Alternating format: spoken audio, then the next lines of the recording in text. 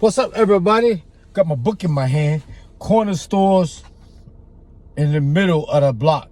That's because in my neighborhood there's a corner store, but the corner store is in the middle of the block. You know, the funny thing about corner stores, it didn't originally start that way. People used to go to the supermarket. Remember back in the days, they used to have meat markets? A meat market, they used to go to the meat market to buy meat. And you have to go to the supermarket to buy groceries. I remember when the butcher in the neighborhood was black. His name was Mr. Mitchell. I remember there were a few black butchers in the neighborhood back in the days, back in Harlem. Yeah, back in the days, you used to have to go to the butcher, you used to have to go to the meat market to buy meat. You had to go to the supermarket to buy food. Remember that? Yeah.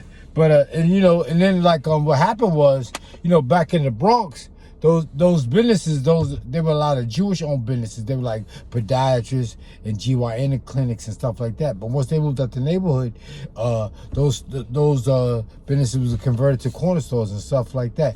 And corner stores is a quick fix. It's a quick fix. You don't want to walk over to the supermarket. You go to the corner store. But things in the corner store are more expensive. And like I always say, you're in a bad neighborhood when you see a corner store, a liquor store, a Chinese restaurant, corner store, liquor store, a Chinese restaurant, and I forgot it was one more. Well, I'll come back to that in a minute. But this is my other book. This one is called Don't Beat Your Children or They'll Turn Out Like Me. This one is my poems, my jokes. Most people think I'm a comedian. I'm not a comedian. I just see, things the way it is. And I don't want to say I find humor in it, but it's just the irony of it, I guess. Like a good way to tell when you're in a bad neighborhood is when you see a lot of churches. Or girls only seem to check me out whenever they see me with another girl. So I hang out with lesbians and we pick up chicks together. Or I wonder if women from Flatbush have a flatbush. I could go on and on. It's just me being a smart aleck in this one. That's why it's called Don't Beat Your Children. That's me when I was 15 years old. And we was in Germany. That's why you don't see any black people around me. We lived in Germany. And this my other book, this one is called Agitation Gets the Dirt Out. That's because I don't know it all, but I might say something to agitate you, and that'll get the dirt out. And the reason I bring up my books like I always do is because I sell my books, I tell my story. And here we always complain about what they don't show on TV, and we complain about the movies and stuff like that. You got to stop complaining about this stuff and create your own. But the reason we can't create our own is because we can't stick together. And the reason we don't stick together is because everybody turned black people into shattered pieces of glass. We black people, we people of color, we poor people, we minorities, we urban. They give us all these names, and these names keep dividing black people. And like I said, everybody that comes to America, and sometimes they can't speak English. Most of them can, but they act like they can't.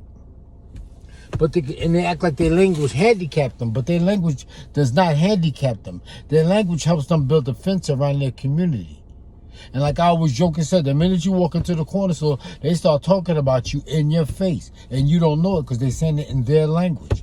Everybody got a language in the hood that they could use to build a fence around their community. Black people don't have a language. All we got is Ebonics. And we give that away in our music. But like I said, their language does not handicap them. But back to what I was saying about the media, is the media can say, whenever you talk to the media always gets the last word. You got to remember that. That's why Prince never used to talk to the media. Whenever you talk to the media, they get the last word. And they twist things around a lot of times. Even when they write about me, they twist it around.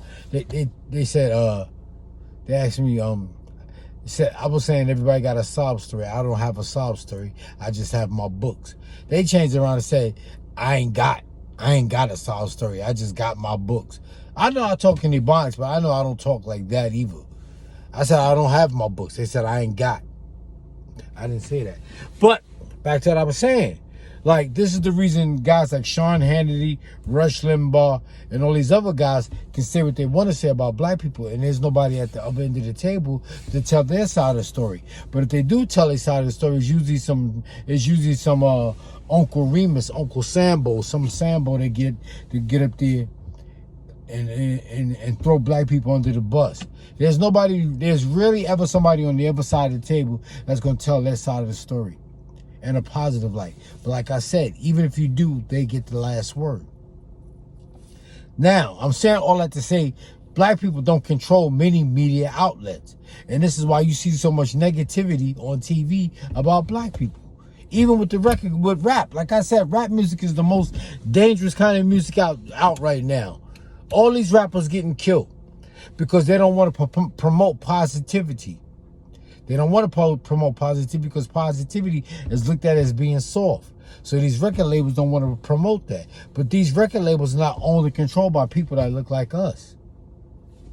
And that's why you got so much negativity out there in this music. Because people, you know, music has a way of getting a message through. And a lot of times people don't want to hear a positive message. They don't want a positive message.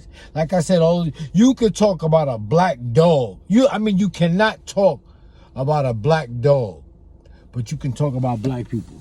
You cannot talk about killing. You cannot talk about unaliving a black dog. If you made a record about harming a black dog, you're gonna be ostracized. But you can make a record about killing a black man. That's because black people don't own and control any record labels. Like Claude Anderson was saying, he said, it's the money first. It's money first. You gotta have an economical foundation. You gotta have an economical foundation. Then you gotta go to the court systems. No, economical foundation. Then you gotta pay these politicians. Donate, rather. Then you go to the court systems. Then it's media. Then it's education. People always make it seem like it's the education. It's not the education, because the education and the way they teach it is a scam. It's a scam, man. You got an education and no job, so it's better to get a trade. It's better to get a trade. But like you say, it's the money first, then it's the politicians, then it's the court systems, then it's media. You need media, because most people believe everything they see on TV. So you gotta have a media outlet. But in fact, I'm saying this is my media outlet. I get to tell my side of the story. Corner stores in the middle of the block. Don't beat your children or they'll turn out like me. Agitation gets the dirt out. And this is my other book, Pretty Ugly, a hood book. That's my hood book, Pretty Ugly. But these are my favorite. I ain't gonna hold you.